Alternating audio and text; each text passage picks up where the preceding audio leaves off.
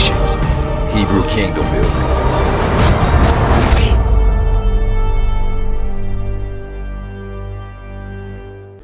Let's go to Bereshit 47. Yes, sir. Genesis 47. All right, everybody there, Genesis 47? Bereshit chapter 47, we're going to look at, start with verse 13, then we'll read through verse 26.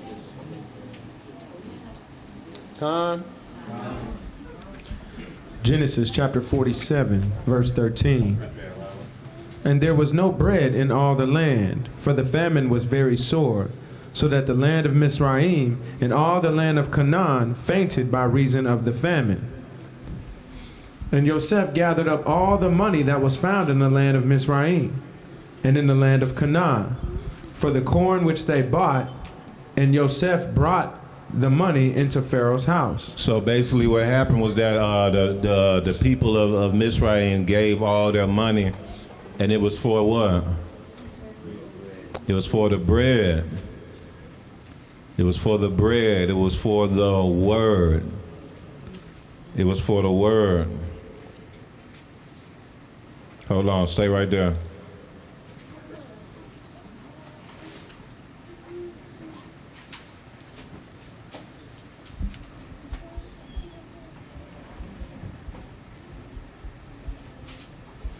Go to, all right, just hold your place. And give me Matthew 13, verses 44. Yeah, you can go ahead and just read it. Matthew chapter 13, verse 44. Again, the kingdom of the Shamayim is like unto a treasure hid in a field, and which when a man has found it, he hides it, and for joy thereof goes and sells all that he has and buys that field. Y'all hear that? Read it again. Matthew chapter 13, verse 44. Again, the kingdom of the Shamayim is like treasure hidden in a field, which a man found and hid, and for joy over it goes and sells all that he has. He sells all what? All that he has. For what? And buys that field. For that treasure, for which is the kingdom, for the kingdom. He gives up all his possessions for them. That's what the kingdom of heaven is like. Let's go back to chapter 47, Genesis 47.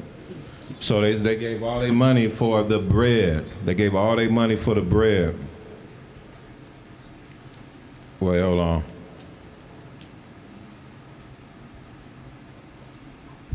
Give me Psalm 119. Wait.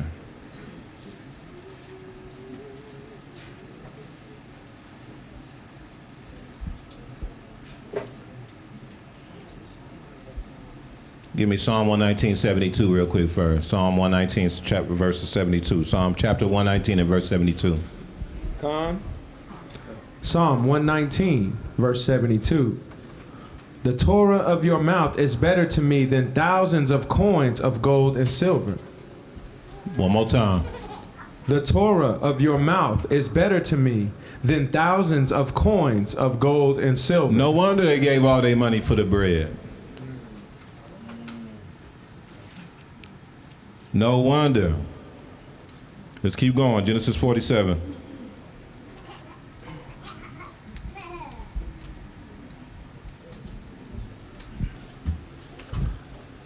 Start back at verse 15. Yes, sir. Genesis 47, verse 15. So when the money failed in the land of Mizraim and in the land of Canaan, all the Mitzrites came to Yosef and said, give us bread, for why should we die in your presence? So they're going to Yosef for salvation. They sold everything and are trying to follow Yosef. They're going to him. They're giving all their possessions to him and saying, save me. Yosef is a picture of who? Yahusha, yeah. Yeah, he's also a picture of, Yehuda in a sense as well. We talked about that last week. How something happened when Yehuda came and he offered himself And to replace Joseph, he offered to take Benjamin. He offered to take the place of Benjamin. Something happened to where there was a switch that happened. Ruachli, in a sense. Because it was after that is when it was because of Judah that Joseph revealed himself to his brothers. It was because of Judah. For those who read the Torah portion, Uriel, for those who, no, I'm just playing.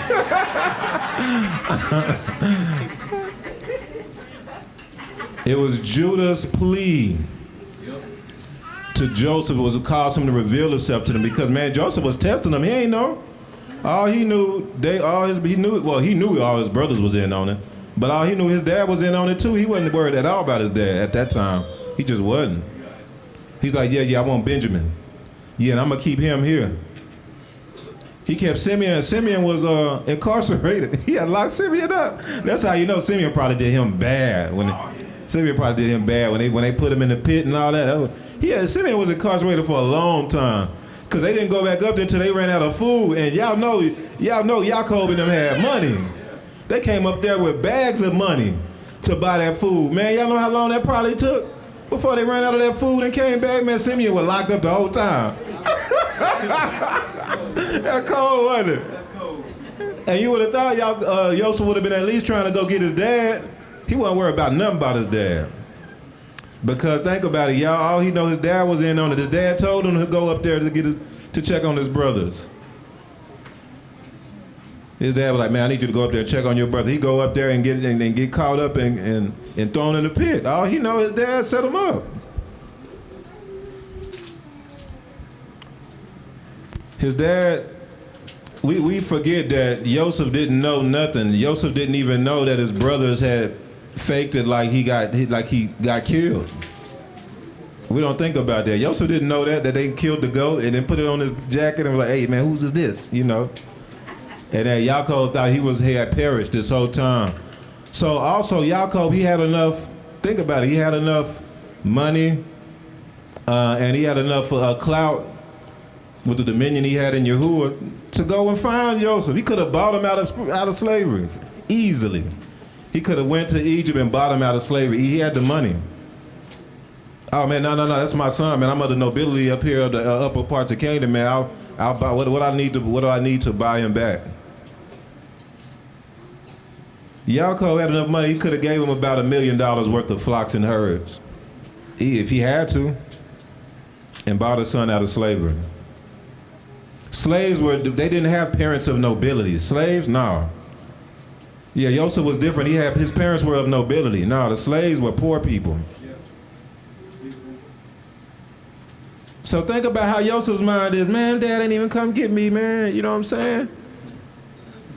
I've been in captivity this whole time. My dad never came and got me. All I know, he was in on this. He might have had some issue with me over maybe the dreams or something. I don't know.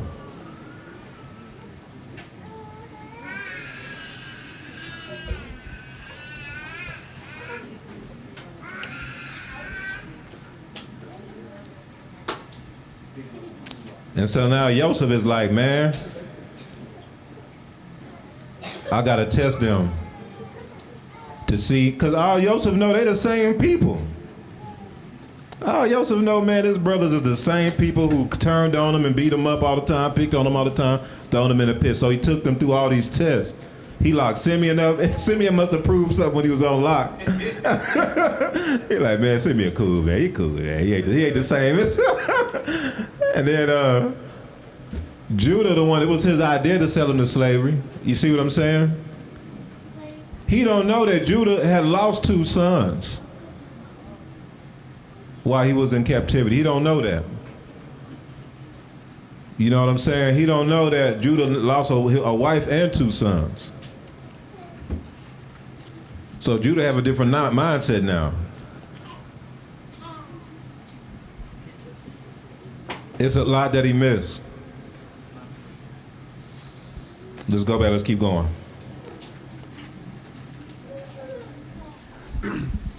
Genesis chapter 47, verse 16. Then Yosef said, give your livestock, and I will give you bread for your livestock if the money is gone. So they bought their livestock to Yosef, and Yosef gave them bread in exchange for the horses, the flocks, the cattle of the herds, and for the donkeys. Thus he fed them with bread in exchange for all their livestock that year. Selling everything, all your possessions just for the kingdom. That's the kingdom of heaven. That's the kingdom. You're giving up all your possessions. Like, there's a famine of the word on the arrest. It's the famine of the word. And the word is valuable. It's more valuable. It's precious. See, when there's a famine of the word, then it makes the word precious. What makes precious stones precious? Scarcity. Yeah. The more rare, the more expensive, right? The more, generally speaking, the more rare, the more expensive. A couple of exceptions. Like I heard diamonds aren't that rare, but I don't know how true that is. I don't know how true that is. But there's certain gems, because it's so rare, man. You gotta be a millionaire to be having some of them things. All right. But the word of Alua is so precious, because we think you can buy a Bible from Walmart for $8.99, that you got the Torah, that you got the word.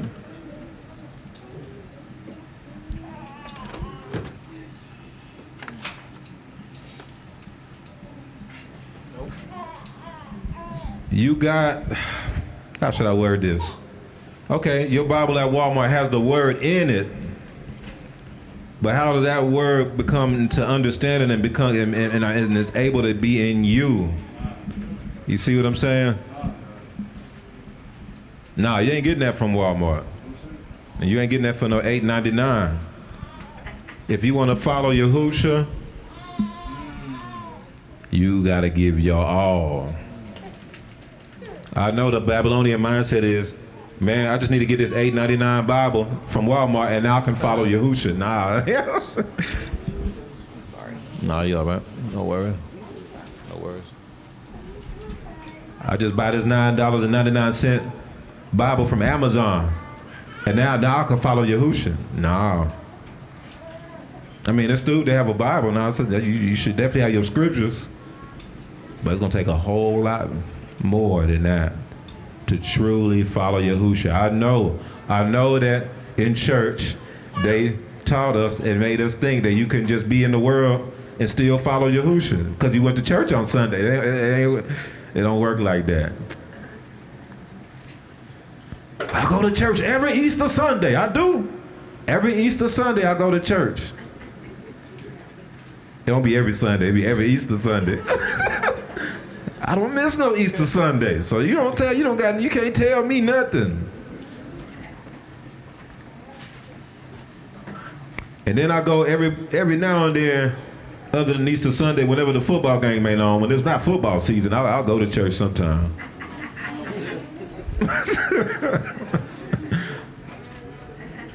Church be an hour and a half, you still don't be trying to go. You be like, man, too long, man. That service was too long. It'd be an hour and a half.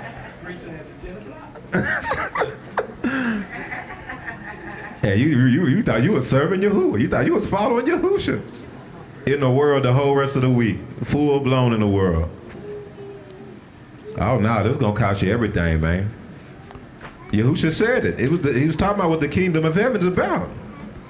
Because it's so valuable. Nah, that ain't nothing you can take as common. And it's like just something that's cheap and common and easy. Oh, no, it's going to cost you everything.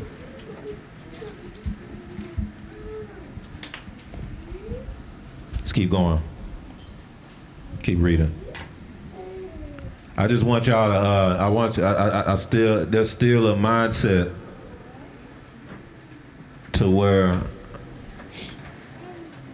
some of the mishpachah still has a mindset to where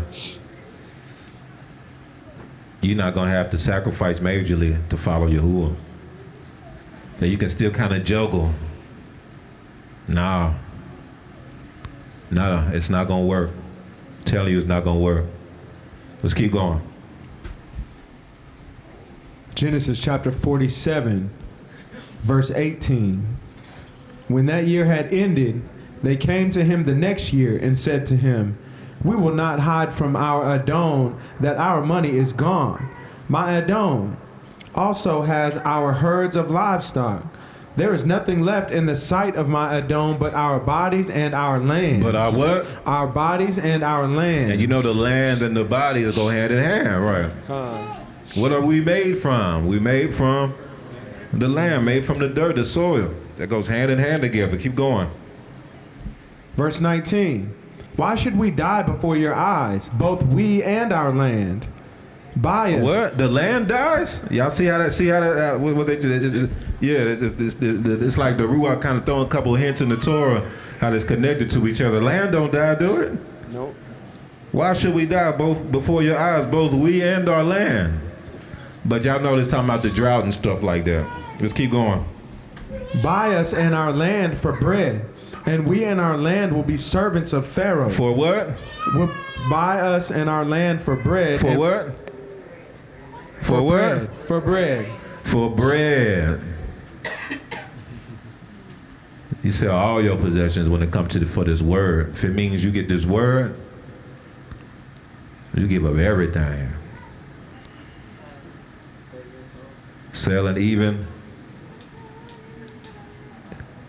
your properties for the kingdom of heaven. For real.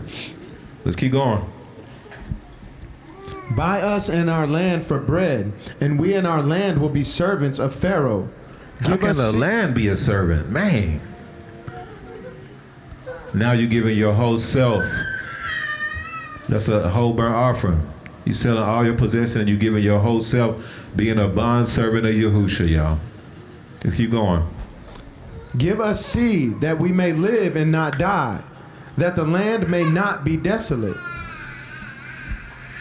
Then Yosef bought all the land of Mizraim for Pharaoh. For every man of the Mizrites sold his field, because the famine was severe upon them. So the land became Pharaoh's. And as for the people, he moved them into the cities, from one end of the borders of Mizraim to the other end. Only the land of the priests he did not buy, for the priests had rations allotted to them by Pharaoh, and they ate their rations which Pharaoh gave them. Therefore they did not sell their lands. Then Yosef said to the people, "Indeed, I have bought you." He said, I have bought who? I have bought you. Didn't Yahusha purchase us?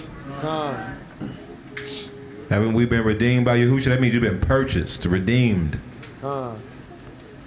That's language for, that's like a transaction, being redeemed. Being purchased, being redeemed from captivity, being redeemed from something. But you're redeemed from captivity to be, in a sense, a captive of Yahusha. Right. See, he redeemed you, meaning he purchased you from Babylon so that you'll be yoked to him. So that means you're still yoked. In Babylon, we had the yoke of iron. Yahusha just said, he said his yoke is easy. So he's still a servant of Yahusha when you're purchased by him. You see what I'm saying? He didn't say, I'm going to break the yoke of Babylon and you just free. That's it. That's it. No, he said, my yoke is easy, meaning you're going to be yoked to him. You still have a yoke on you. He said, my yoke is easy, though. My burden is light. Let's keep going. Come in for real, because it's like subconsciously some of us have this thought that it's about us still.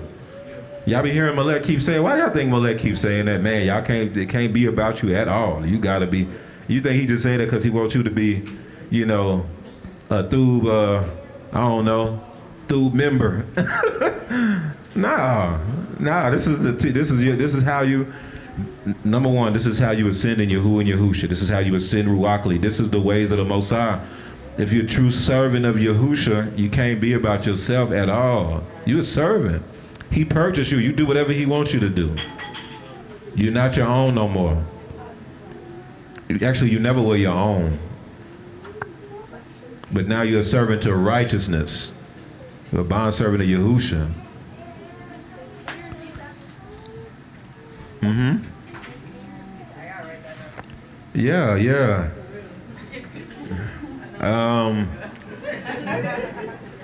Just basically about being a bondservant to Yahusha, that you yoke to Yahusha. We're not free no matter what, either way. You're a servant to one or the other. So in Babylon, we had a yoke of iron on us. And Yahusha, when he redeemed us, he took the yoke of iron off our neck, but you still have a yoke on you. You're not just free. See what I'm saying? You yoke to Yahusha. That's why when you read the Brit Hadashah, what did Paul always start his letters off with? My name is Paul, bondservant of Yahusha HaMashiach, etc., etc. And then he'll go into whatever you need to go in on. But he makes sure to let you know, man, look here, I'm a full-blown servant of Yahusha, slave of Yahusha, in a sense, you know what I'm saying?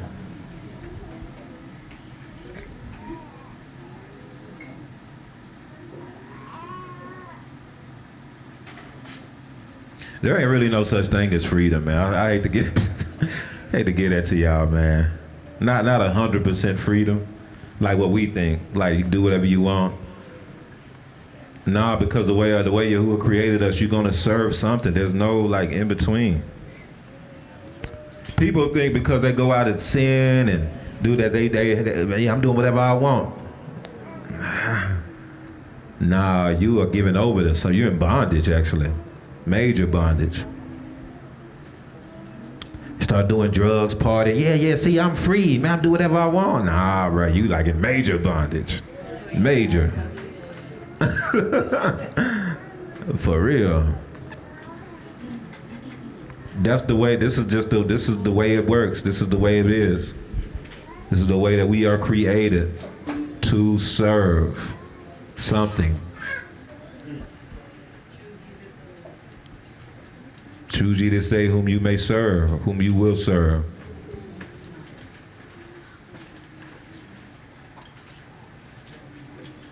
So I know sometimes it can get, you can feel the pressure of serving Yahusha sometimes, trying to do the right thing, trying to move in righteousness. Sometimes you can feel the pressure when maybe the Most High chastised you about something. Man, you get a dream and he's showing you, yeah, you was wrong right here.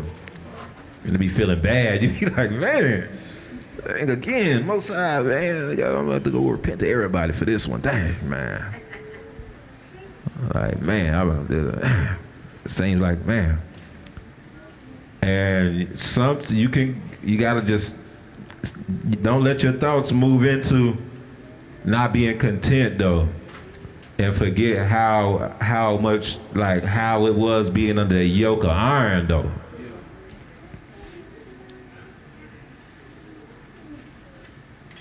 Because Yahusha's burden is light, you gotta believe it. Once you get in awakening for a while and you yoke to Yahusha for a while, we just get spoiled. We just get spoiled.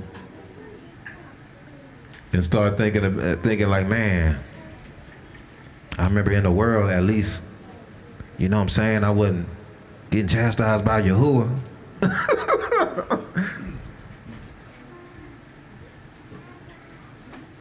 Yahuwah, he chastised you out of Ahava. You be in that world, they out to kill you. In the world, the goal is to take you out forever. Let's keep going.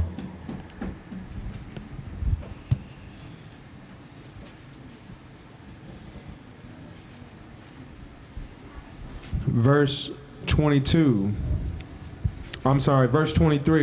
Then Yosef said to the people, indeed, I have bought you and your land this day for Pharaoh.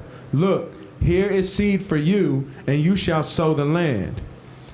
And it shall come to pass in the harvest that you shall give 1/5 to Pharaoh. 4/5 shall be your own, as seed for the field and for your food, for those of your households, and as food for your little ones. So they said, you have saved our lives. Let us find favor in the sight of my Adon, and we will be Pharaoh's servants. Hold on. Read verse 25 again. Verse 25. So they said, You have saved our lives. So their response wasn't, oh man, we had to give you all this stuff, man. You oppressing us. Nah, their response was, man, you saved us. And that should be your response to Yahusha.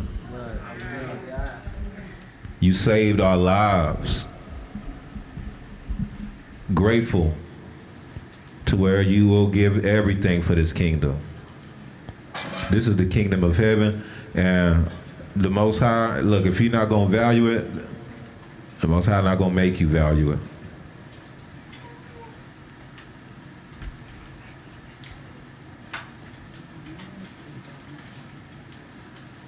Y'all, could you imagine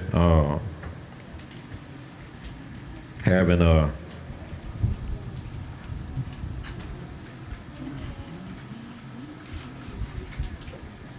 Could you imagine having a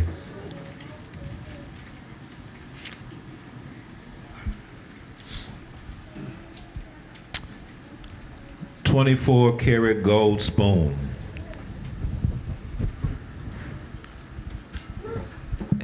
And you're using it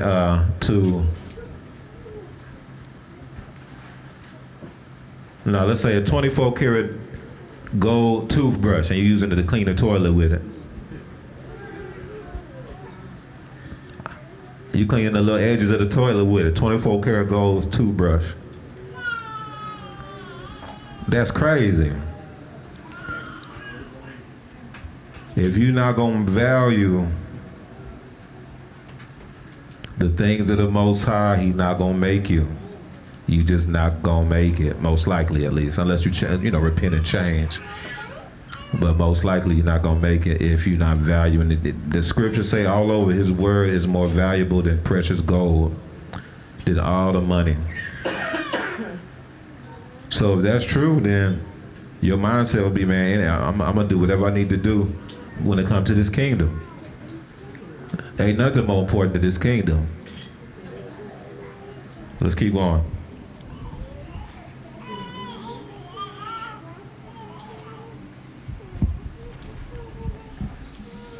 Verse 26. And Yosef made it a law over the land of Mizraim to this day, that Pharaoh should have 1/5, except for the land of the priests only, which did not become Pharaoh's. Hallelujah. All right. Let's look at a couple of things here. Let's look at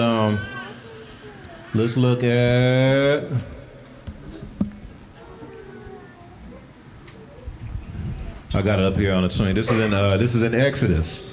So you saw during the days of Joseph when they was in Egypt, they gave all their possessions to Joseph for the bread, which I submit symbolizes them going to clinging on Yasharel, clinging on Yahusha for the word, to where they'll give all their possessions for it.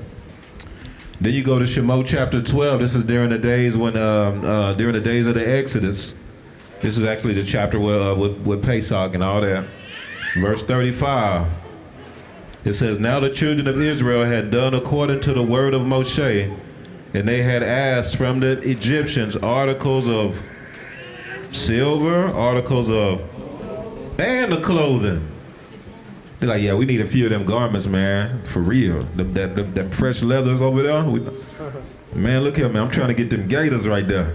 You feel me? Yeah, I'm trying to get them. And Yahuwah had given the people favor in the sight of the Mitzrites, so that they granted them what they requested. Thus they plundered the Egyptians. That word plundered, that's not what that means though. That actually means either they snatched away the Egyptians or saved them. Remember, the Egyptians came to Joseph and was like, you saved us. After they didn't say that until after they gave him all their possessions. Then they said, you saved us. And I submit it was a similar thing that happened here. The Egyptians gave the Israelites all their possessions. And then it said, thus they plundered, but that's like the snatched away the Egyptians or saved them. And I talked about this many times, but that's who made up the mixed multitude that actually were saved. This was The people who gave their possessions to the Israelites. That's who made up the mixed multitude that made it, that was saved, that made it to the wilderness. Because if you go down the next verse, verse 38, 2 verses down, then it talks about the mixed multitude who came with them. It makes sense, y'all? All right, let's keep going there. Let's go to Luke chapter 12.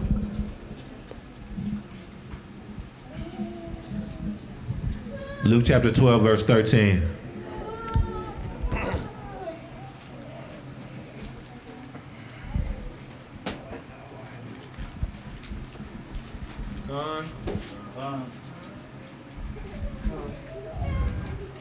And read verse through verse 32. Let's go. Luke chapter 12, verse 13.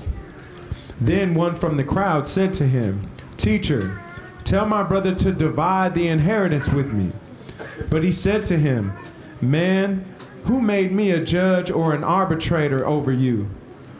And he said to them, "Take heed and beware of covetousness." So covetousness is actually, so and they say covetousness in the King James, but actually if you look at that word, it just means it's about coveting money. It's about coveting possessions specifically, primarily money. Let's keep going. For one's life does not consist in the abundance of the things he possesses. Say that again. For one's life what? Does not consist in the abundance of the things he possesses. That's why when people actually realize and understand the value of the word, they'll give all their possessions for that. They'll leave everything when it comes to the kingdom for that, if it means for the kingdom. That means they attain the kingdom. Man. Y'all think about Moses, Moshe. Y'all know Moshe, he gave up everything for the kingdom. Y'all know that? Right. Moshe thought he was an Egyptian, just like y'all. When y'all were born, y'all thought y'all was Americans. That was Moshe. He thought he was Egyptian.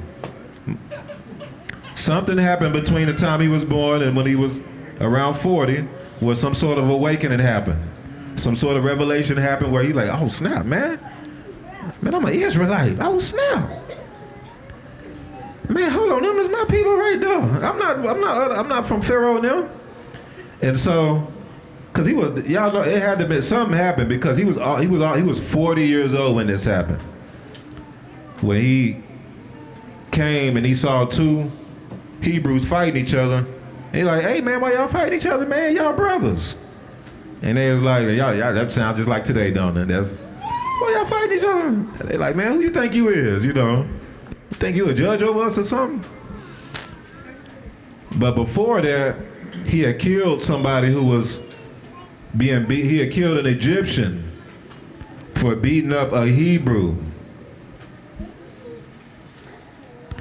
Y'all know how serious that was? That's like taking out a law.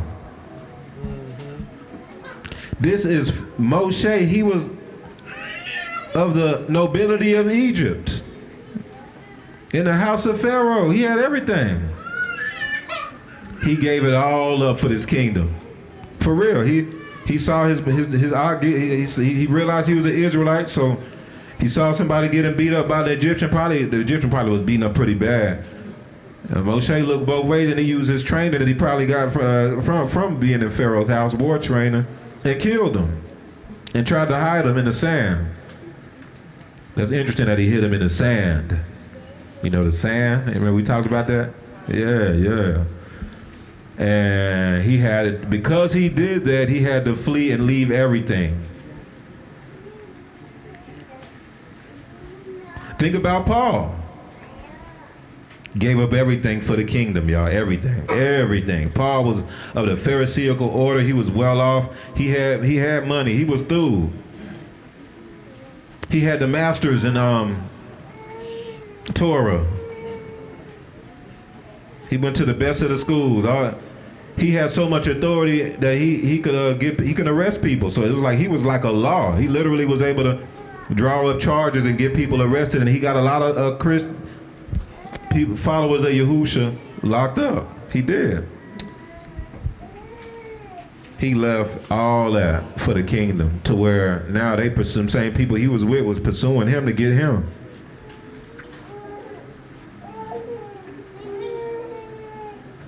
Listen, y'all, if y'all don't understand the value of this, as soon as a little pressure gonna come, you're not gonna be able to, because man, it's gonna be hard for you to make it through the pressure, through the persecution, through the slander, and through the test. But if you understand the value of this, oh man, it ain't nothing. You give it all. You give everything for this.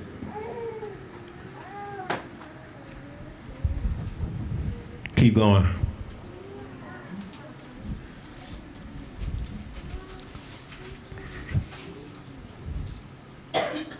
Verse 16. Verse 16.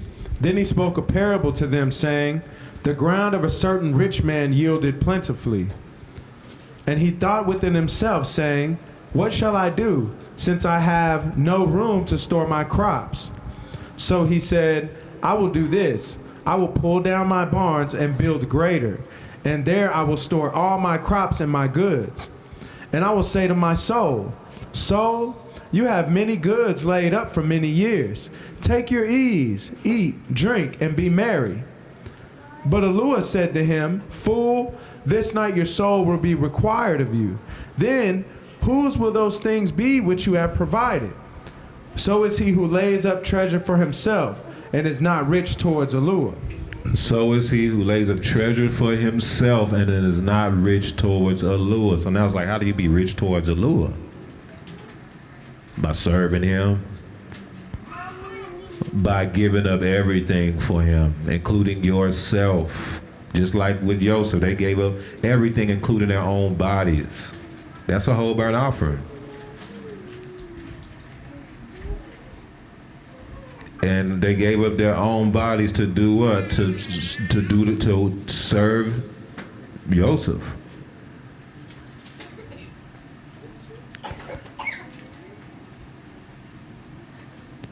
So is he who lays up treasure for himself and is not rich toward Yahushua. Verse 22, keep going.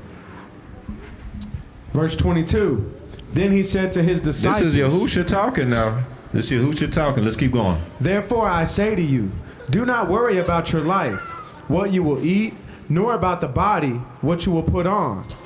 Life is more than food, and the body is more than clothing. Yahusha said, don't worry about that. This is a message to his followers. That's crazy, huh? That's hard. That's a hard word. It's like, man, don't worry about this, but man, keep going. Consider the ravens, for they neither sow nor reap, which have neither storehouse nor barn, and Yahushua feeds them. Of how much more value are you than the birds? And which of you by worrying can add 1 cubit to his stature? If you then are not able to do the least, why are you anxious for the rest? Consider the lilies, how they grow. They neither toil nor spin. And yet I say to you, even Solomon in all his glory was not arrayed like one of these. If then Yahushua so clothes the grass, which today is in the field and tomorrow is thrown into the oven, how much more will he clothe you, O you of little faith? Because that's what it's about. It's about immunah, it's about faith. It's about trusting Yahuwah. Don't worry about those things. Don't worry about those things. Keep going. And verse 29.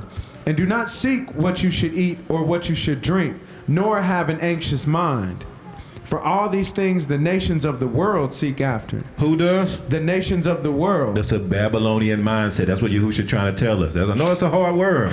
It's a Babylonian mindset to be worrying about those things. Now, this is what we're not saying. We're not saying don't work.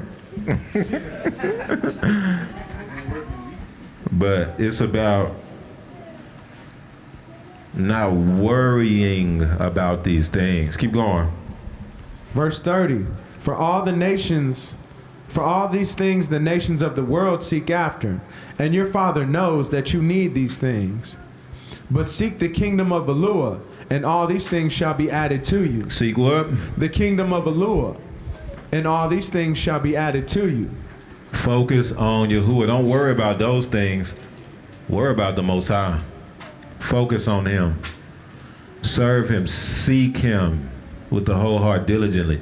Give yourself over to him. All the other stuff will come. Like, who ain't gonna just leave you? He's not gonna leave you nor forsake you, but you gotta believe that though. You gotta believe that. You know what I'm saying? Like, if you just seek him, focus on him, all these other things will be added. Like, for real. But once you start, because what happens is, you ain't gonna, Yahuwah made it to where you're not gonna be able to do both. He does that on purpose. You're not gonna be able to seek Yahuwah and seek his kingdom, but still seeking after trying to blow up, trying to get this bag, get this bread. not the word bread though. Not the. That's funny that they call it money bread too though. Yeah. But it's real Babylonian. It's like a vain pursuit to become rich. This strong pursuit. Let's keep going. Verse 32. Do not fear, little flock, for it is your Father's through pleasure to give you the kingdom. Man, y'all see this? You just gotta believe this. This is coming straight from Yahusha. Keep going. Verse 33. Sell what you have and give alms. Oh, snap. There it goes. Sell your possessions. There it goes. He said, sell what you have. Just like they did to Joseph. Keep going. Provide yourselves money bags which do not grow old, a treasure in the Shamayim that does not fail, where no thief approaches nor moth destroys. For where your treasure is, there your heart will be also. That's it. That's it. Man, look, y'all. Go to Matthew chapter 6. And it'll be verse 19. See, it's about storing up treasures in the Shamayim. Matter of fact, go to Deuteronomy 28 real quick. Deuteronomy 28 and read verse 12. Deuteronomy chapter 28, verse 12. Yahuwah will open to you his thub treasure, the Shamayim, to give the rain to your land in its season, and to bless all the work of your hand. You shall lend to many nations, but you shall not borrow. Didn't Yahusha say, store up your treasures in heaven? And one of the blessings for those who guard his commandments in Deuteronomy 28 is that he will bring down a thub treasures. Read it again. Read it again. Deuteronomy 28, verse 12. Yahuwah will open to you his thub treasure, the Shamayim, to give the rain to your land in its season, and to bless all the work of your hand. You shall lend to many nations, but you shall not borrow. So if you're storing up your treasures in the Shamayim, he gonna make sure you through. See, when he was saying that to the Yahudim, y'all know they were probably automatically connecting that to Deuteronomy 28. You know they're probably automatically connecting that to Deuteronomy 28. Like, oh, snap. All right, now let's go to Matthew chapter 6. And then we're going to look at verse 19 through 24.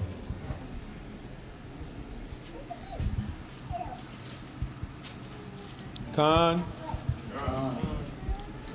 Matthew chapter 6, verse 19. Do not lay up for yourselves treasures on earth, where moth and rust destroy, and where thieves break in and steal. But lay up for yourselves treasures in the Shamayim. Lay up yourselves treasures where? In the Shamayim. Man, how do you do that? Well, I submit that Deuteronomy 28 kind of give you a little bit of a hint on that. Follow Yahuwah, serve him, and keep his commandments. So a big part of the commandments, you know, is things like, you know, things that you should do with your possessions. And that's storing up treasures in the Shamayim. See, this is the thing. So even when you're talking about things like the Torah talks about, like the Asar, or giving to the poor, You know, the tithe, things like that. These are storing up treasures in the Shamayim. Literally, you gotta believe that because it's true. So this is what Babylon does. They tithe to the stock market. For real. Now, this is what I'm not saying. I'm not saying no, don't give to the stock market or whatever. You know, I'm not saying don't do that. But what I'm saying is Babylon does that instead of storing up anything in the Shamayim. That's their tithe. That's their tithe. You see what I'm saying? Like, they'll get a little app where the diversify where their funds go, and it'll be like 10% or whatever. That tithe going to the stock market. That's how that works. And ain't storing nothing up in the Shamayim. And what do Yahusha say, man? You storing up the treasure. Don't store up treasures on it where moth and stuff corrupt. What happens to the stock market? It crashes every don't it? It can crash. It's not gonna always be there. Oh, what's gonna happen to what you invested in the stock market after you gone out of, after you're no longer in this world? What's gonna happen to it then? You see what I'm saying? And what he's trying to show you is that when you're storing up treasures in the Shamayim, man, you're talking in eternal storage there. That's gonna cover you there. Yahuwah go, man, the stuff the way you handle your possessions, Yahuwah go, the stuff that you stored up in the Shamayim, you're gonna be able to deal with that with the Most High even after you're not here. Even in the kingdom. All right, let's keep going.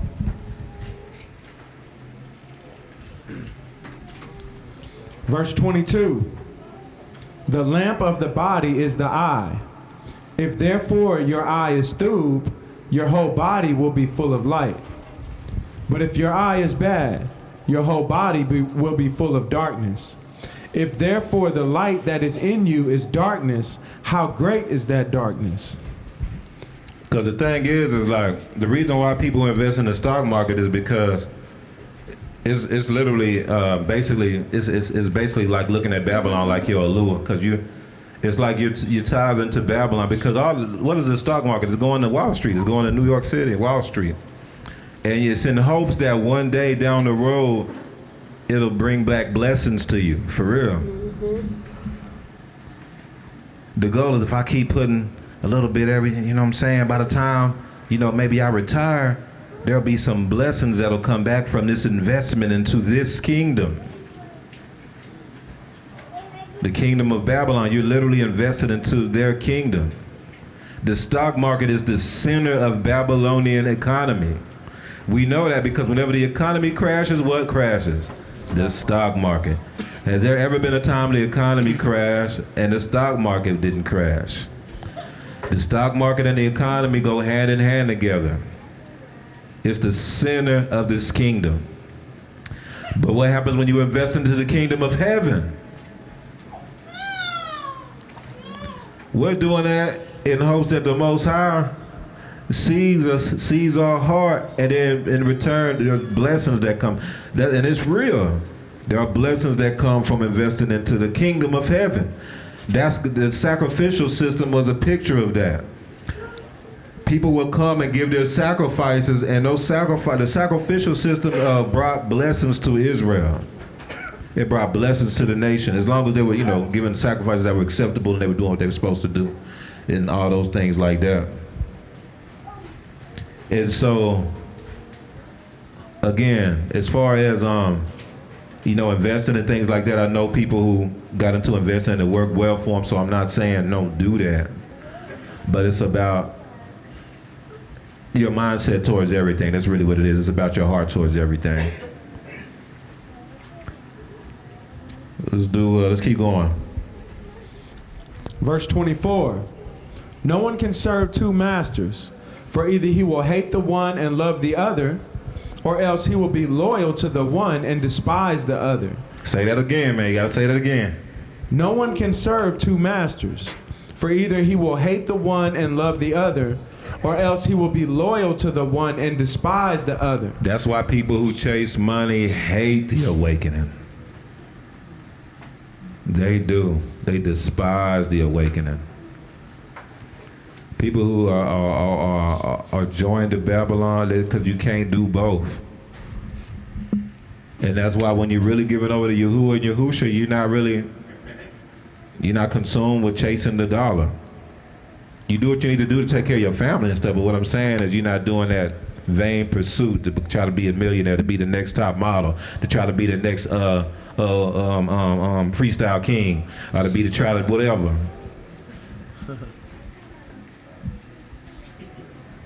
Be the next NBA star, be the next LeBron James. Once you give it over to Yahusha, you ain't really, your mind is different. Yahuwah shifts you, you're not on that like that. All right. Was that through 24? All right. Let's do 1 Timothy. Everybody know this verse. Let's get on it though. Let's do 1 Timothy chapter 6, verse 6.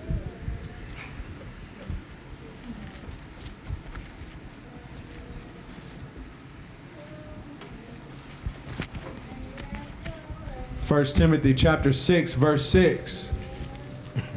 Now godliness with contentment is great gain. For we brought nothing into this world, and it is certain we can carry nothing out. And having food and clothing, with these we shall be content. Y'all hear that? It's about being content with where Yahuwah had you. So there's a difference between being content and being complacent.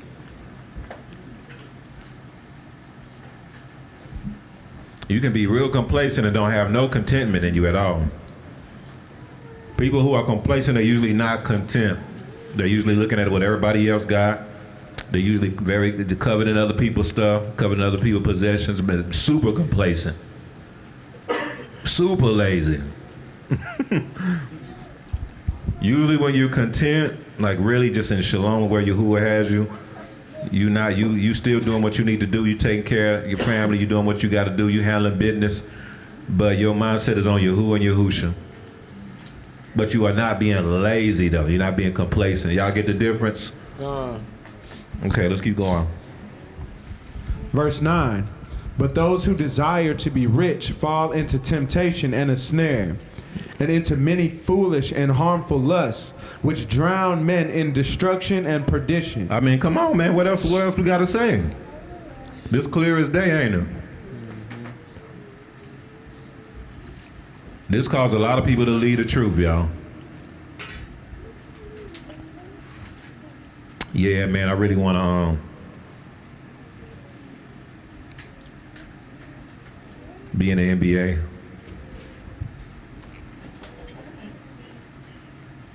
Yeah, this gonna be a tough one.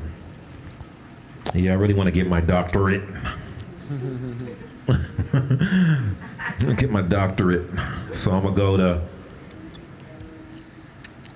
this school in some city where ain't no assembly at. Ain't nobody. You going out there because your mindset is, yeah, I'm gonna get this doctorate so I can get this degree and maybe I can make a lot of money and make a through living. So you go in there and fall all the way off on Yahuwah because ain't no assembly over there. You out there around all the people in the world. You fall into the perdition and lust. And let me tell y'all something. This is what y'all gotta understand, Mishpaga. What this is for? Because we have children who we're gonna be making choices for them as far as their future. What does it do if our children have a college degree but are in full-blown iniquity? What does that do? If they become rich and wealthy but are knee-deep into abominations and iniquities?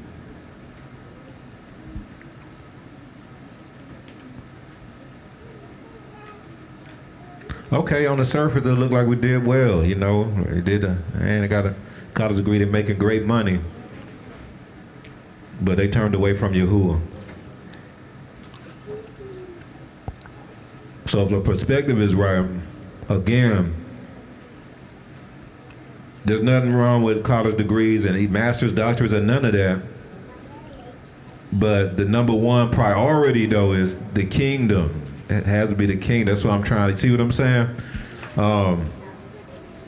the priority has to be the kingdom when it comes to our children. And we have to show them that. We have to instill that in them, that we got to seek first ye the kingdom.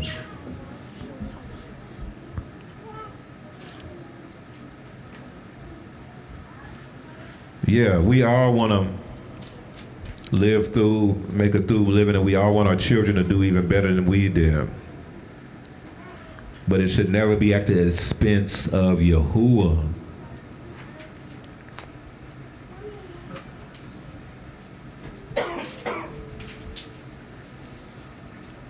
I know, y'all, I know.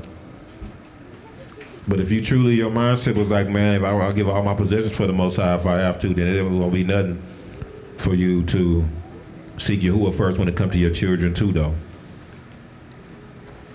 For real. Let's keep going, y'all. Keep going. Verse 10. For the love of money is a root of all kinds of evil. Man. For which some have strayed from the faith in their greediness, and perceive themselves through with many sorrows, and pierce themselves through with many sorrows. Man. That's what the scriptures say. I'm just saying. Go to Mark chapter 4, verse 19.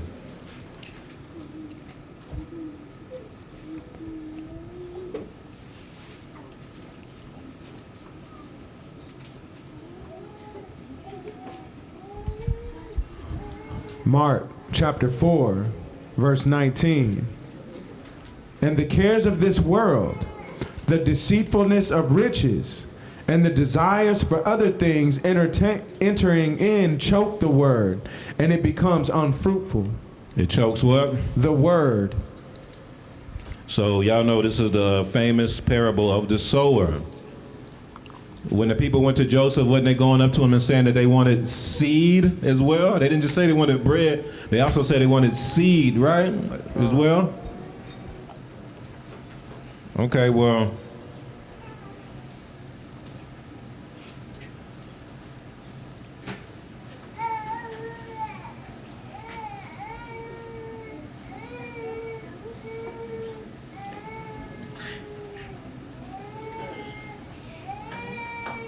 Read verse 14, Mark 4, verse 14. Mark chapter 4, verse 14. The sower sows the word. The sower sows what? The word. That's all I got to read right there. So even in Yahusha, when he made the parable, the seed represented what?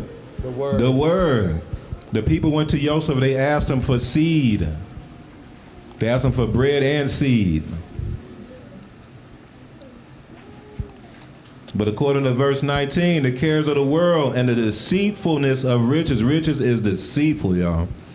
Number one, riches deceives us into thinking that it'll buy us our happiness. And it'll buy our contentment is what I'm talking about.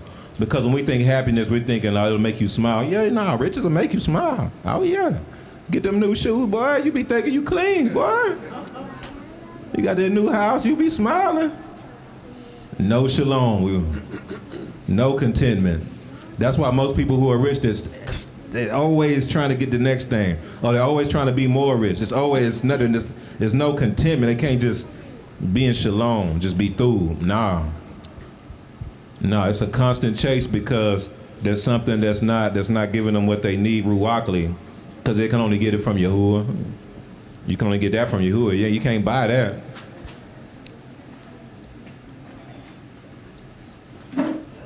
Let's do Proverbs chapter 11, verse 4.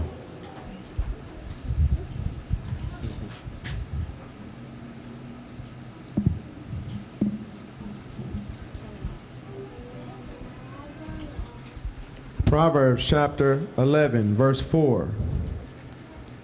Riches do not profit in the day of wrath, but righteousness delivers from death.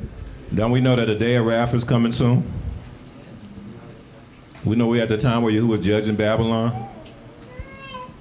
And who wrote Proverbs? Who wrote Proverbs? Solomon. Solomon, the richest. So if anybody know if riches do anything for you, it'll be Solomon, huh? Right. He done had it all, and he's letting you know, hey man, it ain't what it all cracked up to be, man. He's like, man, actually it profits nothing when in the day of wrath, cause man, Solomon, man, I know a lot of people are like, man, there was people who are rich in the scriptures. Solomon, man, that ain't a thug example, man. Not a thug example. Solomon had some struggles, man. Could it be that the Most High ain't give you a whole lot of money because he knew what you wouldn't do nothing but go astray if you had all that money? Because he know it wouldn't do nothing but destroy you? Have y'all ever seen, it's a series about about a bunch of people who won the lottery. Won the lottery, you heard that? Y'all ever, anybody seen that? The curse of the lottery? Yeah. And they're trying to make it like, oh, there's some sort of weird curse from the lottery. Nah, that's just what happens when people get a lot of money. That's what happens. Ain't no curse. This is what happens when people become rich. For real. It destroys you. It can destroy you. There's a certain level you got to be on, man, to be able to handle riches. And Yahuwah know, you don't know, you gonna always be like, no, I can do this. I got this. No, I can handle this, Yahuwah. And he looking at your heart like, oh, no, you would literally be destroyed and be kicked out of the kingdom. So for your thub, I'm gonna make sure you thub. You're gonna always have what you need, but I ain't giving you no riches because I love you. You know what I'm saying? And the Hasatan will creep up. Certain people, Hasatan will creep up though. Oh, you know what? You serve me though. I make you I make you rich. You'll be famous, man. You'll be famous. You'll be the next big Michael Jackson or whatever or something. You'll be the next Beyonce. You're gonna have to, you know, just do my little symbols like she did. Just do my little things, you know. Serve me, worship me. Man, I make you rich. You make that deal, get rich and get destroyed. Get destroyed. A lot of them rich people, they live a lot shorter lives than the regular folks. They don't even live as long, man, because it's so much money. So you overindulge. You overindulge in the lust of the flesh. Drugs, food, the list goes on and on. And man, a lot of people, man, they had short lives because of that, because they got their wealth destroyed them.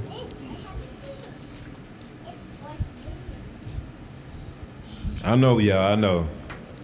I know you like, man, look at man, I'm trying to pay my bills. You know what I'm saying? I understand, man, for real. But there's a difference between doing what you got to do to pay your bills and seeking riches, seeking the riches of this kingdom at the expense of Yahuwah. At the expense of Yahuwah.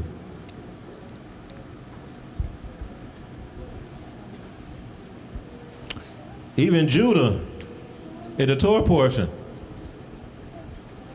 he's ready to give his whole self up for the kingdom, huh? Now therefore, please let your servant remain instead of the lad as a slave to my Adon, and let the lad go up with his brothers. That was Judah. He said, man, let me just. That's what made Joseph be like, reveal himself to him. Because Judah was ready to offer everything for him, to give his whole self up for his brothers, for his ark.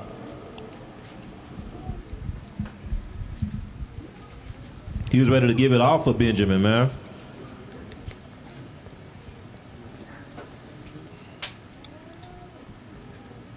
Oh man, I didn't even realize I had the slide for this. Yahuwah will open to you his thub treasure, the heavens. Yahuwah will open up the heavens to you. Do y'all know that when we be in here, a lot of times the Most High literally opens up the Shamayim to us? Literally.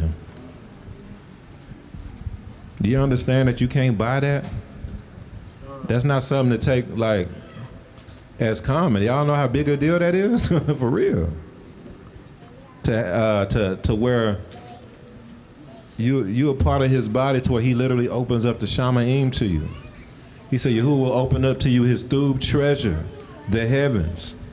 And he rains down things on you. Today there was things that got broken off of y'all because the heavens opened up. I wasn't surprised when y'all told me that because actually the Most High showed yesterday that he was gonna come visit. He was gonna come visit. Yeah, I got it in my journal when I was journaling in my bag. Yeah, so I wasn't surprised when y'all said that, man. Yahuwah will open to you his thub treasure, the heavens, to give the rain to your land in its season. Y'all know the rain is also symbolic of the word as well. The blessings, the rain of the world, or the rain of abundance. And to bless all the work of your hand. You shall lend to many nations, but you shall not borrow. That also is in connotation to the word. We just think of physical money, y'all, but remember that his word is more valuable than even any physical money. And Yahuwah is making it, no, he's made it, it's already here to where there's a famine of the word, and the only place it's very rare where only certain places you can get it from is through his people. You shall lend to many nations. You shall lend to the Gentiles. But you shall not borrow. You can't go, listen, the revelation that Yahuwah's been bestowing upon us, you're not going to be able to go to the best of the Bible colleges and universities to get this. They don't have this. Because that revelation you can only get through Yahuwah, through the Ruach. You're not going to get the Ruach from your doctrine of divinity professor. He's just going to read this the best he can. He's going to, use this Greco-Roman philosophy, philosophical mindset to try to break down the scriptures. And it's not going to be the revelation that you get in the places where Yahuwah is opening up the Shamaim to his people, and they're getting revelation through visions on the scriptures. Stuff like that. You see what I'm saying? All right.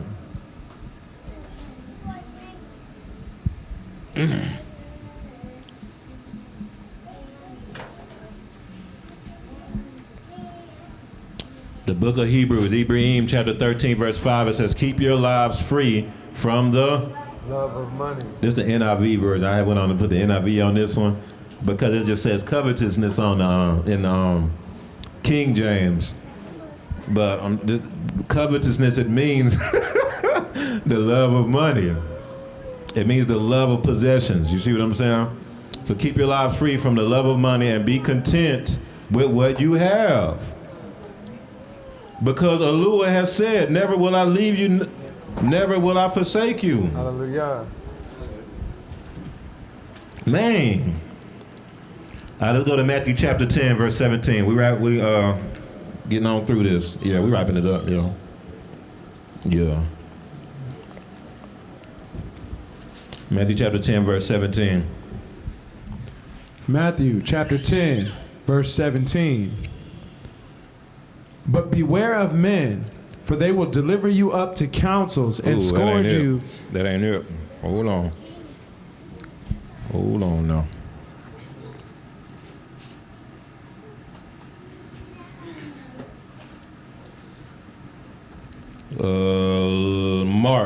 Mark chapter 10, verse 17.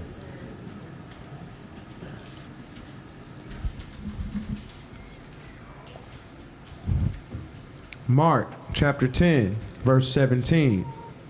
Now as he was going out on the road, one came running. Like this a follower of Yahusha. This somebody who said, man, I'm about this kingdom life, man. I'm about this life. Keep going. Knelt before him. And he knelt before him. And asked him. So this ain't no Pharisee. This a follower of Yahusha. Keep going. And asked him, Thub teacher, what shall I do that I may inherit eternal life? So Yahusha said to him, why do you call me Thub? No one is through but one, and that is Yahushua. You know the commandments. Do not commit adultery. Do not murder. Do not steal. Do not bear false witness. Do not defraud. Honor your father and your mother. And he answered and said to him, Teacher, all these things I have kept from my youth.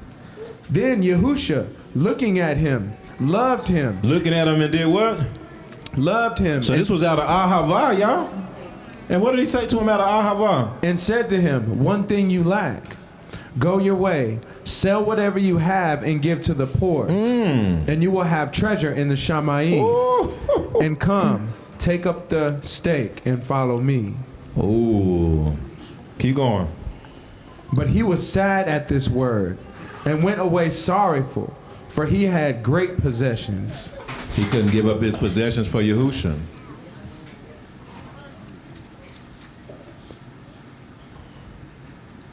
Yahusha gave him the he opened the door to him, said, yeah, he loved this dude. Y'all know I really believe Yahusha actually wanted him to be one of his disciples. Yeah. Like Yahusha had chose him and was like, man, come ahead and sell all your stuff and come follow me. Y'all know that that's what his other disciples did? The same thing Yahusha told him, that's what he told Keith and them too. He said, man, come on, stop doing that, come follow me, I'm gonna make you fishers of men. And you know what they did? They left everything to follow Yahusha. He told the rich young ruler the same thing, but he was sorrowful. Let's keep reading. Let's see what Yahusha said after this happened. Verse 23. Verse 23. Then Yahusha looked around and said to his disciples, how hard is it for those who have riches to enter into the kingdom of Yahuwah? Whoa. How hard it is for those who love riches to enter the kingdom? To have riches. Oh man, this is one of those ones, boy, right here. You don't hear this one. You don't hear this teaching from Yahusha a lot. They talk about a lot. We don't talk about this one a lot. But this is what Yahusha said, man. Keep going. Verse 24. And the disciples were astonished at his words. Even they were astonished at this. Even they were like, dang, for real? Man, Yahusha? That's tough. I wanted to be rich. Keep going. But Yahusha answered again and said to them, children, how hard is it for those who trust in riches to enter the kingdom of Yahuwah? It is easier for a camel to go through the eye of a needle than for a rich man to enter the kingdom of Yahuwah. Man. Hey, I know there's ways people spiritualize this, but I think he's saying what he's saying. This is why when you look at the volume of the book, all throughout the Brit Hadashah, Yahusha, it's not a lot of through words spoken about anybody that's rich. Blessed are the poor in spirit, for theirs is the kingdom. Then he has the parables. He's talking about like they had the rich man and the poor beggar. The rich man went to Sheol. Well, he went to the bad part of Sheol. He went to hell. And the poor man, he was there in Abraham's bosom.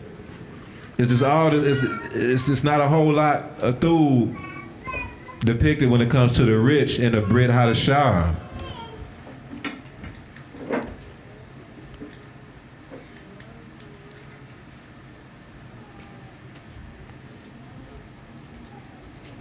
He said, man,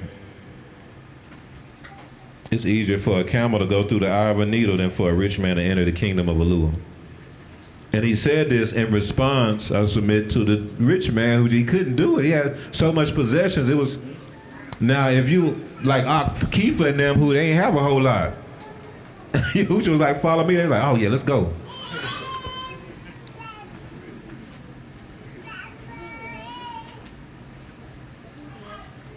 But the rich young ruler, y'all gotta think about this.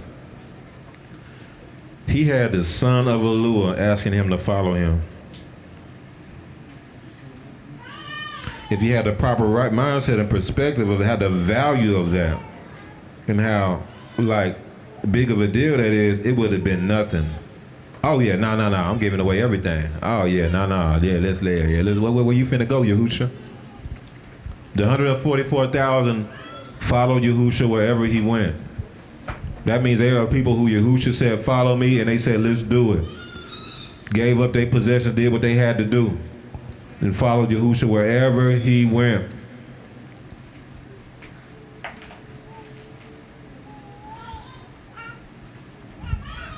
Are you truly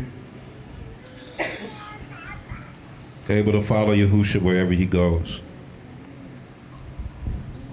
Even when you look at the 7 assemblies in Revelation, the rich church, they were, man, Yahusha, they had the worst report from Yahuwah. The rich church, read Revelation 3, verse 17 real quick.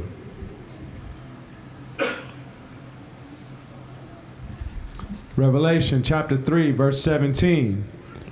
Because you say, I am rich, have become wealthy, and have need of nothing, and do not know that you are wretched, miserable, poor, blind, and naked. Man, y'all see this? Went in.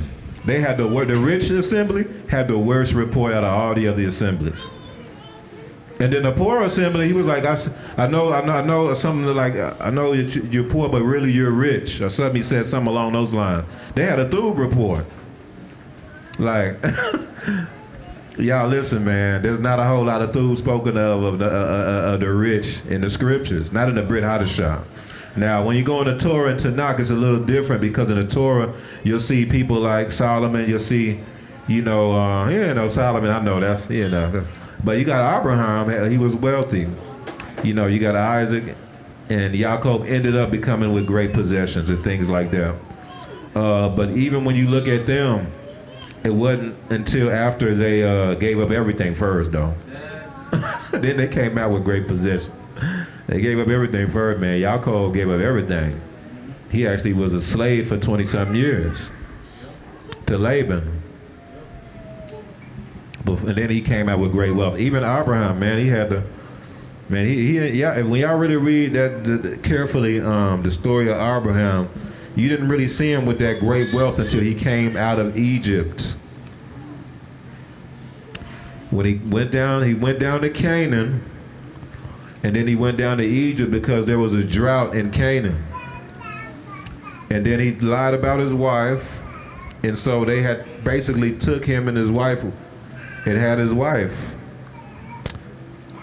Then what happened was Yahuwah put plagues on Egypt. Y'all know the story. It makes a lot of sense because it's the same thing happened, in the Exodus. Same thing happened to similar thing. He put plagues on the Pharaoh, and then the scriptures talk about how the Pharaoh gave him all those possessions. Then it starts talking about, then Abraham has all these flocks and herds and servants. Then you hear about Hagar. Wow, who was Hagar? She was called Hagar the Egyptian. She came from that. So even with Abraham, that didn't, he had great possessions, but it was after he forsook everything to follow Yahuwah. He did. He left his father's house and everybody to go to Canaan. He ain't had great possessions at that time. He decided to forsake everything to follow Yahuwah first. Yes, sir. So I had just put the same thing in the chat, but Abraham seemed to have become wealthy in doing the will of Yahuwah, like what you're saying. So much so that after he took Lot back in the Battle of the Kings, he like, man, I want nothing from y'all. Because if I do, you going to say you made Abraham rich. I think there's a big difference between the Brit Hadashah because they were under the governance of Rome. Oh, you about to? No, okay. They was under the governments of Rome. So they were getting wealthy inside of their captivity system, which is why it's hard to receive salvation. Melech Yahusha and Melech Musha talk about this all the time, how salvation is freedom from your enemies. How can you inherit the kingdom of Yahuwah when you don't want to be free from your enemies? Because in order to inherit their kingdom, in order to inherit the kingdom of Yahuwah, the kingdom of your enemies have to fall. But you don't believe that. You don't want that because if their kingdom falls, because you're so heavily attached to them, your kingdom falls. So if the education system go down, you're going to be upset because you attached to it. You relying on it. If the banking system go down, if the stocks go down, you're going to feel a way because your kingdom is attached to this kingdom. But Abraham, Yitzhak, Solomon, even Dawood, they were attached to the kingdom of Elua.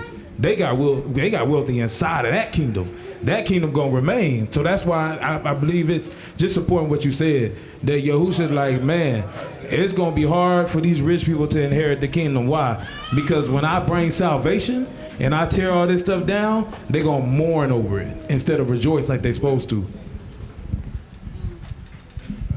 No, man, that's right on the money. That's why Proverbs say that the riches don't do nothing when it comes to they don't have any value when the wrath of Yahuwah comes.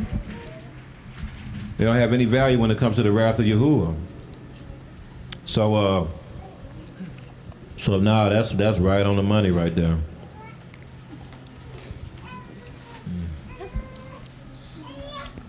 Even with Elijah and Elisha. I'll read it. Melachim Rashon, 1 King 19. It said it's about Elisha. So he departed from there and found Elisha, the son of Shaphat, who was plowing with 12 yoke of oxen before him, and he was with the 12th. Then Elijah passed by him and threw his mantle on him, and he left the oxen and ran after Elijah and said, please let me kiss my father and my mother, and then I will follow you. And he said to him, go back again, for what have I done to you? So Elisha turned back from him and took a yoke of oxen and slaughtered them. And what did he do? He boiled their flesh using the oxen's equipment and what? Gave it to the people. He gave all his possessions away, y'all. And they ate. Then he arose and followed Elijah. He was son of Shaphat. To my understanding, man, Shaphat was a pretty well-to-do person. So he came from a pretty well-to-do household and gave up all his possessions for the kingdom. Elisha left everything to follow Elijah.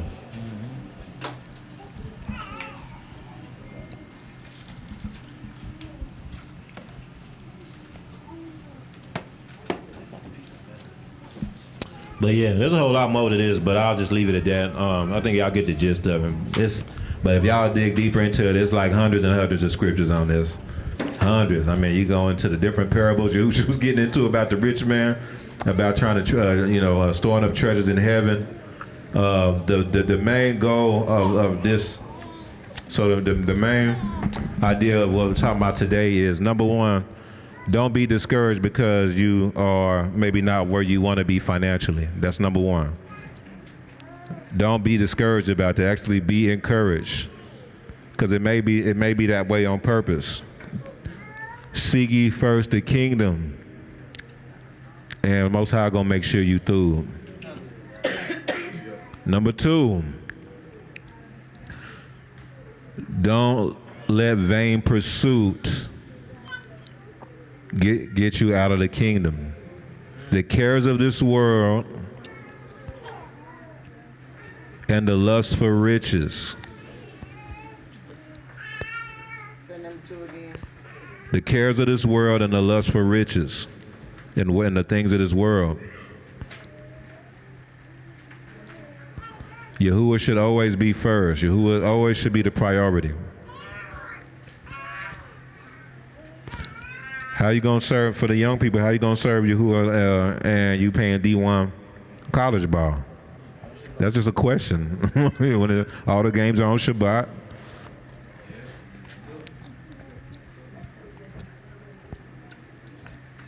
You had dreams to be a nurse overseas, but how you gonna do that and serve Yahuwah when ain't no assemblies out there?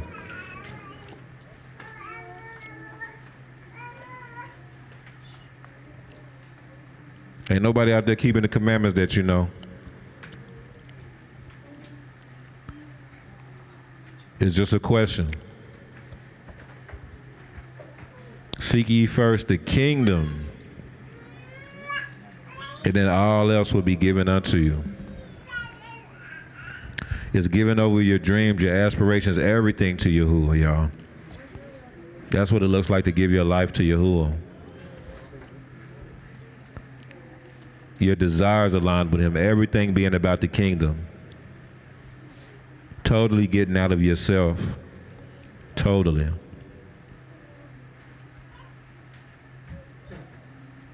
Hallelujah.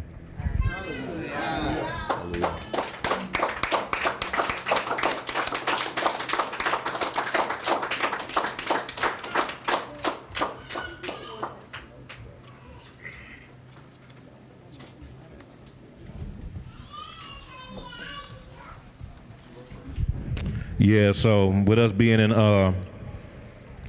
Hanukkah,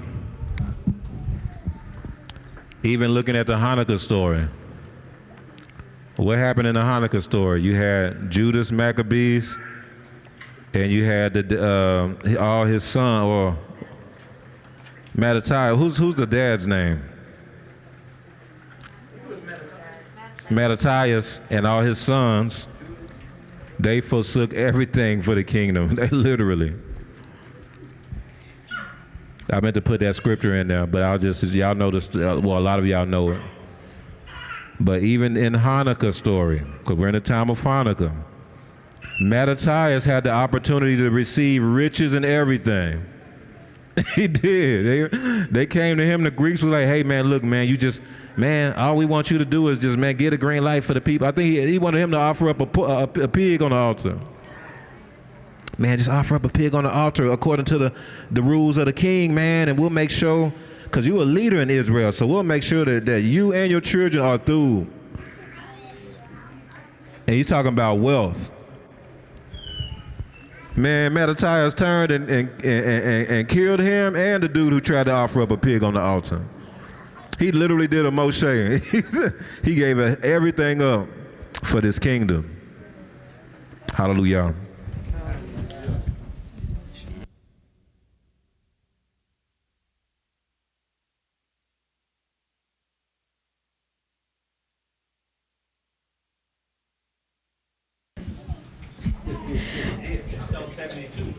So, something that we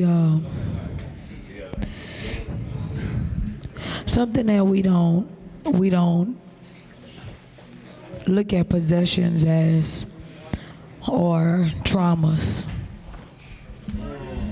So those are possessions that belong to Babylon. Hurt, insecurities, all of these are things that are possessions of Babylon. So we don't understand that when Yahuwah is saying, store up your treasures in the Shamayim, that's him telling you to release yourself. Come to him to be released from those things. Because when Mushal was speaking about the judgments of the land, if you're still tied to those things can snare you. So that's why Yahuwah extended an invitation today, so you can be healed from those things. Healed from the thoughts of your mind, healed from depression, healed from those things, so he can take them from you, because he know that they came from Babylon.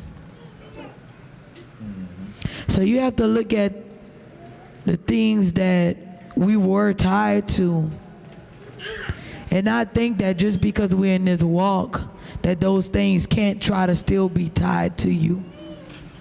But there's a releasing that has to take place. There's a releasing that has to take place for him to use you.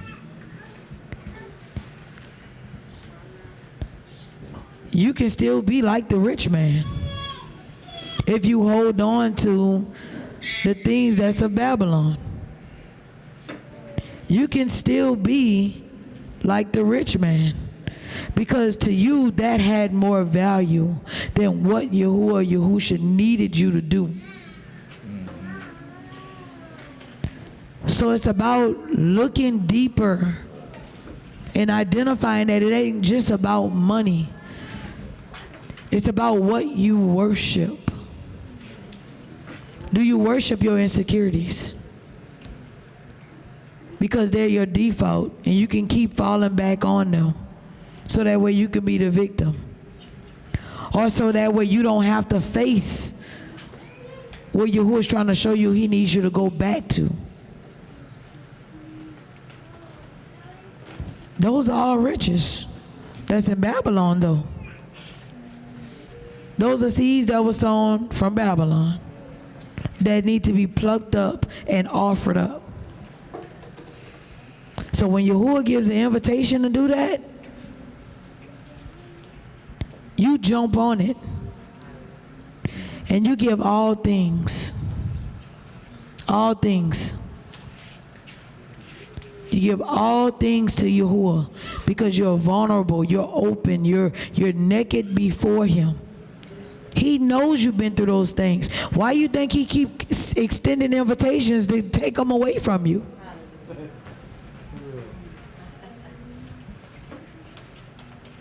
He said, you know what? I know this Shabbat's supposed to be about me, but I'm going to come and take away these things from my children so they can worship me the way they need to. Because they appreciate everything I do for them. Because they appreciate the mercy that I have, even though I said that there was no more mercy.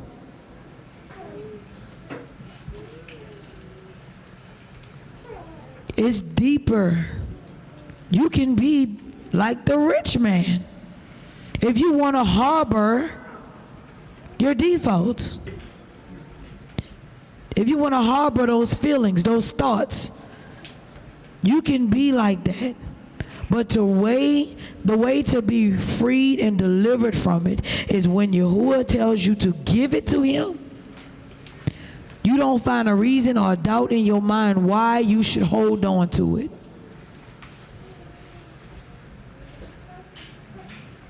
You say, okay,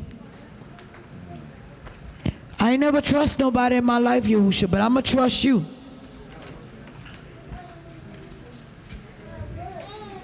I don't know what this look like, but guess what? I know where I was and where I am now. That's why you have to keep Zakarin. Because he keeps on giving you these certain moments to think on. Flashes of moments. You think it's deja vu. You think it's visions. But it's places where you're stuck. And he's giving you an opportunity to go back and pick yourself up and tell yourself that you have been delivered from that and you don't have to hold on to it no more.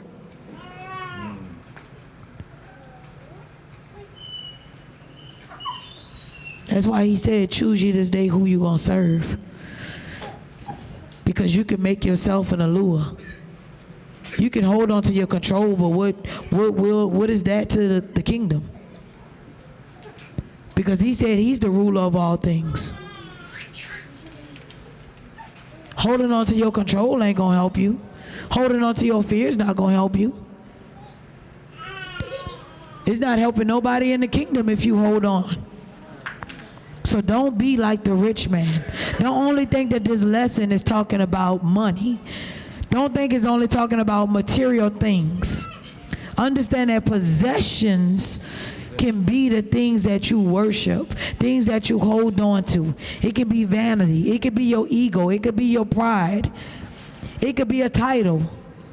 It's a possession that you received from Babylon that you need to offer up. Shamar put the word that saw here, that's the word for plunder. That's what Musha was talking about. Oh, wait a second. Did I miss one? Oh, I'm sorry, Ima. December 19th, I had a dream I was giving away my possessions. Hey, that's 3 days ago. Ima Yasha Yahu. For what will it profit a man if he gains the whole world and loses his soul? Question mark. That's it. Yeah. Gain a perishing world. Rich, Zakan U-Ball said, rich people get stuck on stupid because filthy liquor, that's liquor, ain't it? Okay, let me start over. Rich people get stuck on stupid because filthy lucre gives them a false sense of security. That's it. Yeah. Yeah, so I said I think riches in the Brit Hadashah was heavily connected to Rome. Abraham was very wealthy, but refused to hand out from other nations. Unless you have said I made Abraham rich. Hadassah put Proverbs 30. 2 things I request of you. This is my jam right here. 2 things I request of you. Deprive me not before I die. Remove falsehood and lies far from me. Give me neither poverty nor riches. Feed me with the food allotted to me, lest I be full and deny you and say, who is Yahuwah? Or lest I be poor and steal and profane the name of my Lord. That's my jam right there. That's Solomon that wrote that too. Contentment. Give me enough food for the day, Yahuwah. Imam Oya said the rich young ruler, he could have been the one to take the place of Judas. Man. I didn't think about that. That's a good point. And then Hadassah put the scriptures in the chat. Yeah, I ain't even think about that, man. You never know what kind of blessing you missing. Being in the right position. Yeah, that's pretty wild. I know, I'm trying to stall for you. I got you. I'm trying to stall. Okay, there we go. Huh? That's why you gotta let go of who he say let go of too. That's why you gotta let go of who he say let go of too. Khan. Benny Yahoo. I heard someone say that the rich young ruler was Barnabas, who donated the land in Acts. Huh. Who donated the land in Acts?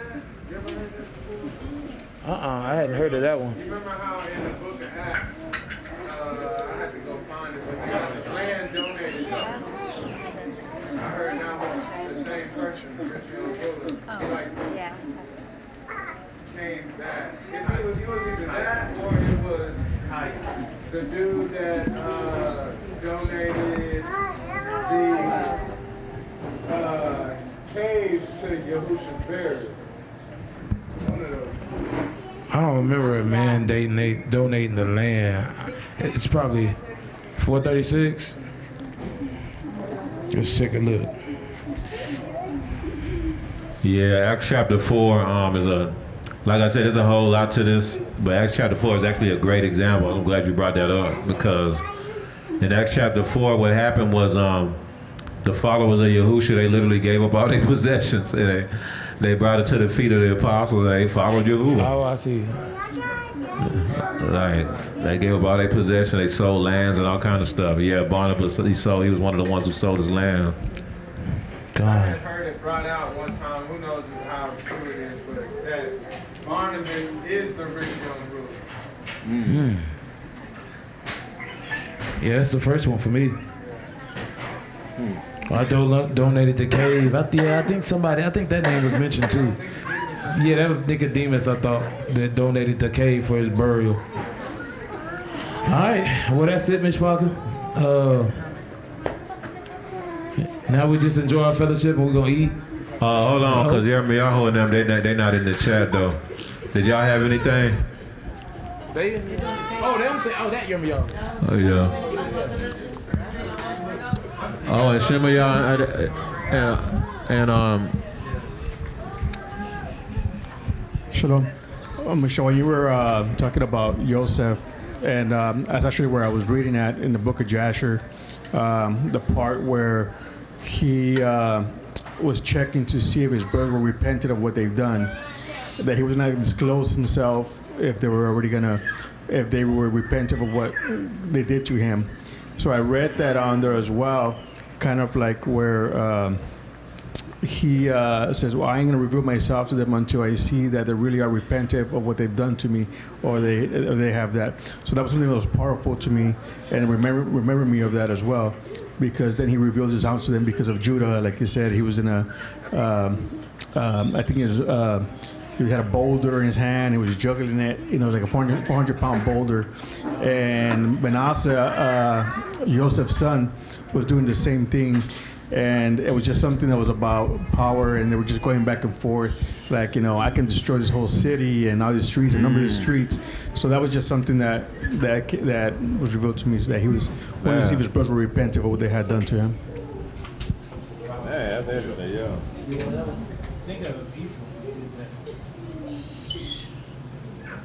That's interesting right there. And we got two Shemars in here today. Did you have anything? Is she in the chair? Are you in the chair? No, in the chair, okay. She said she could. All right, all praise to the Most High. I guess that's everything.